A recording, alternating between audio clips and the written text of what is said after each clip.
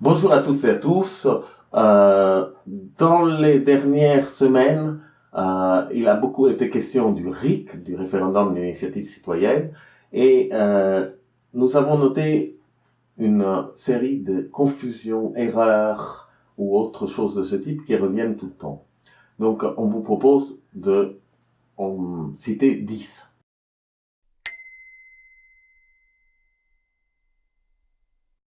La première, qui est de plus en plus rare, mais qui existe encore maintenant, c'est l'idée que le référendum d'initiative citoyenne, c'est un saut dans l'inconnu. C'est quelque chose de très risqué parce qu'on ne connaît pas ses conséquences.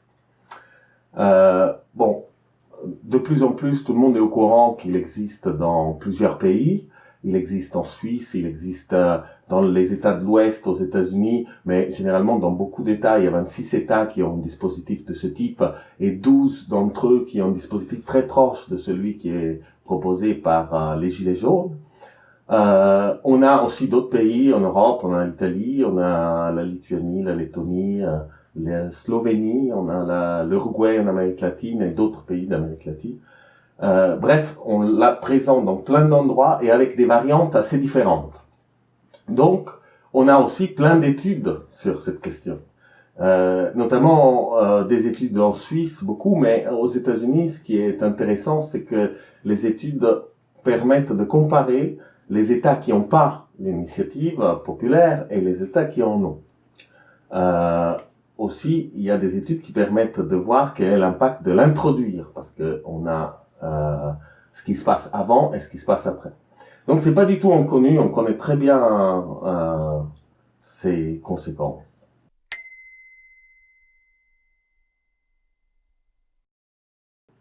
La deuxième erreur courante qui est faite est que le référendum d'initiative citoyenne exprime la volonté du peuple. En fait, quand on sait comment c'est construit, c'est un référendum qui est à l'initiative de certains individus, d'une minorité, et qui est voté par une majorité de votants, donc parmi ceux qui s'abstiennent pas. Ce qui fait qu'à aucun moment on a une majorité stricte, que l'initiative ne vient pas de l'ensemble du peuple, mais vient d'une minorité organisée. La plupart des gens ont du mal à réunir autant de signatures.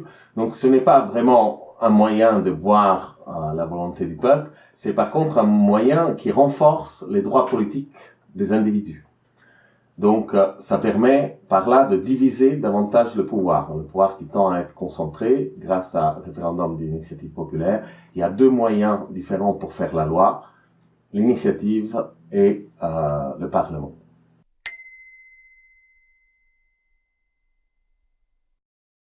Donc, erreur suivante, beaucoup de gens pensent que le RIC doit pas être appliqué à des sujets budgétaires ou techniques parce que c'est des sujets complexes qui ne peuvent être traités par les citoyens.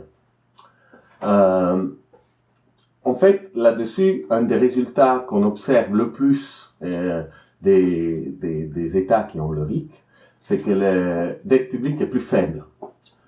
Naturellement, il ne s'agit pas de dire que les citoyens sont extrêmement informés, mais que le dispositif crée une situation dans laquelle il n'y a pas d'incitation à créer de la dette publique. Il y a des raisons, en fait, à cette régularité, c'est que les hommes politiques peuvent être, les hommes et femmes politiques peuvent être tentés de créer de la dette publique pour donner de l'argent à des clientèles ou des lobbies qui leur demandent juste avant les élections. Alors que avec le référendum d'initiative populaire, une telle démarche pourrait être cassée à tout moment par le vote d'une majorité qui va généralement voter non à ce type d'avantage pour des petits groupes qui donnent d'ailleurs les niches fiscales. Pour cette raison, c'est exactement l'inverse qui se passe. C'est précisément sur les sujets techniques qu'il faudrait, et surtout budgétaires, qu'il faudrait concentrer le référendum d'initiative populaire.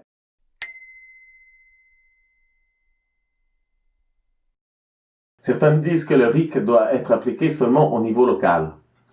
Local en France, c'est-à-dire à un niveau local dans un pays très centralisé. Le problème, c'est que l'appliquant au niveau local, ça a deux effets pervers. Le premier, c'est que si Supposez qu'il faut construire un pont, voter pour la construction d'un pont. Le pont, soit il est payé par les contribuables de la collectivité locale qui vote, soit il est payé par l'État. S'il est payé par l'État, les gens vont voter, bien sûr, oui, de façon, puisque c'est pas eux qui payent, tout le monde veut avoir un pont gratuit. Donc, l'effet vertueux de la responsabilité des citoyens n'existe plus. Si en revanche, le pont est voté uniquement à travers les recettes locales, comme elles sont très nombreuses, le pont ne pourra être fait parce que la ville n'a pas assez d'argent. Donc en fait, l'appliquer au niveau local, ça veut dire soit créer des RIC irresponsables, soit créer des RIC qui ne servent à rien. En France, avec les pouvoirs concentrés comme il faut l'appliquer, surtout la priorité c'est le mettre au niveau national, à moins qu'on donne beaucoup de pouvoir et de ressources aux collectivités locales, et alors à ce moment-là, le RIC local aurait un sens. On en parlera dans une prochaine vidéo.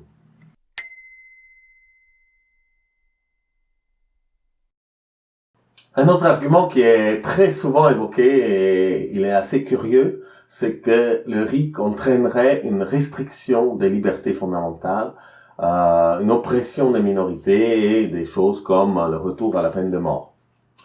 Là encore, en observant tous les exemples et tous les cas qu'il y a autour du monde, on peut observer que premièrement, il n'y a aucun lien entre adoption du RIC et restriction des libertés fondamentales, y compris dans les pays dans lesquels le RIC peut modifier la Constitution.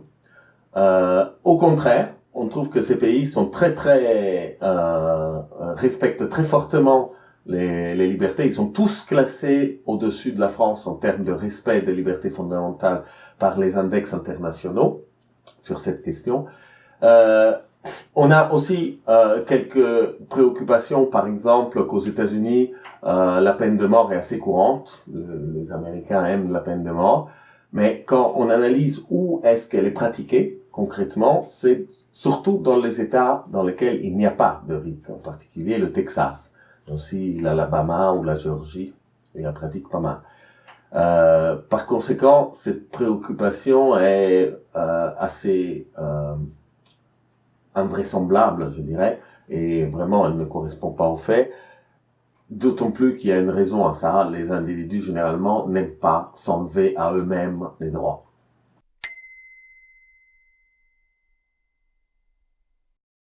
J'ai également entendu l'argumentation suivante, il faut que le seuil des signatures soit très haut afin d'empêcher les lobbies d'avoir une influence forte sur la politique. Cet argument est un peu curieux parce que le seuil des signatures, plus il est haut, et moins de groupes pourront réussir à recueillir les signatures nécessaires pour lancer un référendum. Donc, lorsque il est très haut, effectivement, les petits lobbies ne pourront pas le faire, mais les gros lobbies pourront le faire. Donc, en fait, mettre un seuil haut, ça veut dire donner plus de pouvoir aux gros lobbies par rapport aux petits lobbies.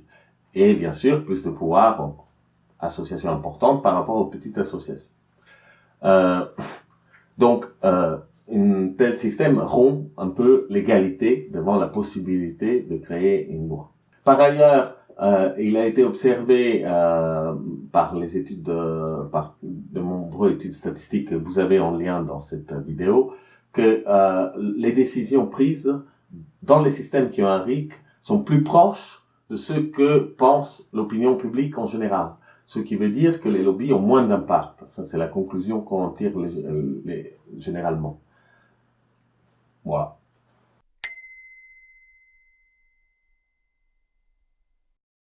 Alors, certains vont raconter aussi qu'avec le RIC, les gens vont voter moins.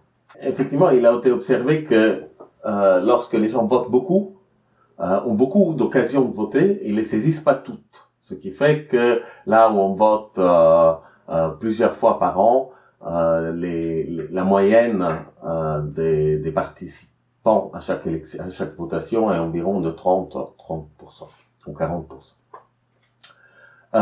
Mais cela ne veut pas dire que les gens votent moins.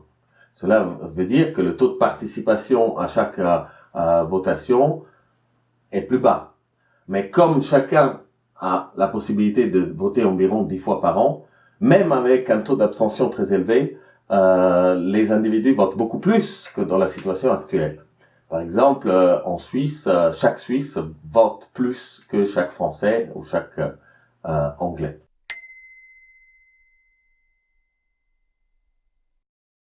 Autre petite question technique, beaucoup de personnes envisagent qu'un quorum de participation doit être nécessaire pour tout référendum. Le quorum signifie que quorum participatif dans ce cas, c'est que il faut disons 50% de participation électorale pour qu'un référendum soit valide. On a vu tout à l'heure que la moyenne de participation lorsqu'on vote beaucoup c'est 30 à 40%, donc mettre un quorum de 50% est très exigeant et peut porter à annuler une série de résultats positifs parce que le seuil n'est pas atteint. Néanmoins, le quorum a des conséquences qui sont très connues et très mauvaises, puisque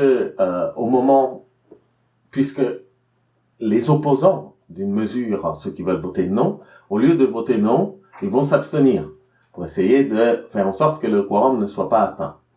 Non seulement ils vont s'abstenir, mais ils vont essayer de ne pas en parler autour d'eux, de parler d'autre chose que du référendum, de façon à ce que peu de gens soient au courant qu'un référendum a lieu.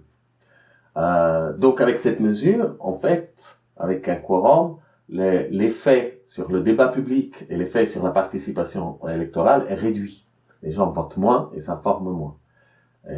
Ce qui est regrettable puisque c'est un des effets positifs du référendum d'initiative citoyenne.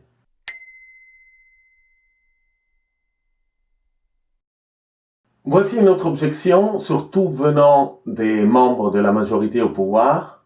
Ils se disent, mais si le RIC, notamment le RIC abrogatif, peut annuler nos décisions, dans plein de cas, on aura travaillé, discuté, essayé de s'informer, et tout cela pour rien.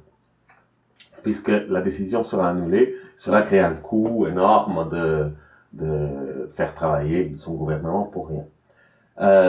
C'est une objection qui est spécifique dans le système où on vit, puisque précisément le RIC va changer le type de pratique politique des décideurs. En effet, ils savent d'avance que leurs décisions peuvent être annulées, et donc ils devront essayer de discuter, de négocier ou de se concerter avec la société civile, avec les partis d'opposition, avec tous les pouvoirs intermédiaires, et cela fait qu'une décision va pas être cassée à travers un référendum.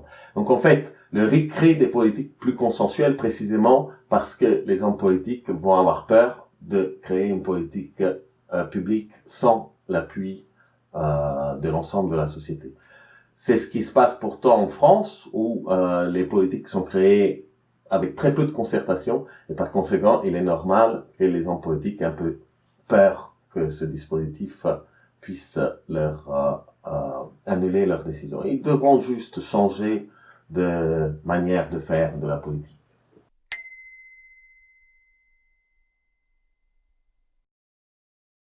Dernière erreur faite sur le référendum d'initiative citoyenne, c'est qu'il va bouleverser notre démocratie. C'est parfois fait aussi par ses supporters, comme aussi par ses opposants. Effectivement, il y a un certain nombre de conséquences, certaines que j'ai évoquées dans cette vidéo, sur la manière de faire de la politique, sur le niveau d'implication des citoyens, sur le nombre d'associations, sur les dépenses publiques. Mais ces conséquences sont relativement faibles, même si elles sont significatives. Donc en fait, introduire le RIC, même dans la version la plus extrême, celle qui est proposée par les Gilets jaunes, qui est pratiquée en Suisse ou dans les États, certains États aux États-Unis, ne produit pas des conséquences aussi énormes. Merci d'avoir regardé cette vidéo. Nous avons entre-temps déjà trouvé 3 autres erreurs, mais qu'on va pas vous dire on va vous dire dans une prochaine vidéo. Si vous en trouvez également, n'hésitez pas à nous les mettre en commentaire de cette vidéo, et merci pour avoir suivi cette chaîne. Abonnez-vous. Abonnez-vous. Abonnez-vous, likez. Likez. Sur les réseaux sociaux. Likez, abonnez-vous, mettez-le sur les réseaux sociaux. Et À bientôt pour une prochaine vidéo. à bientôt pour une prochaine vidéo. Le Dauphiné démocratique. Ciao.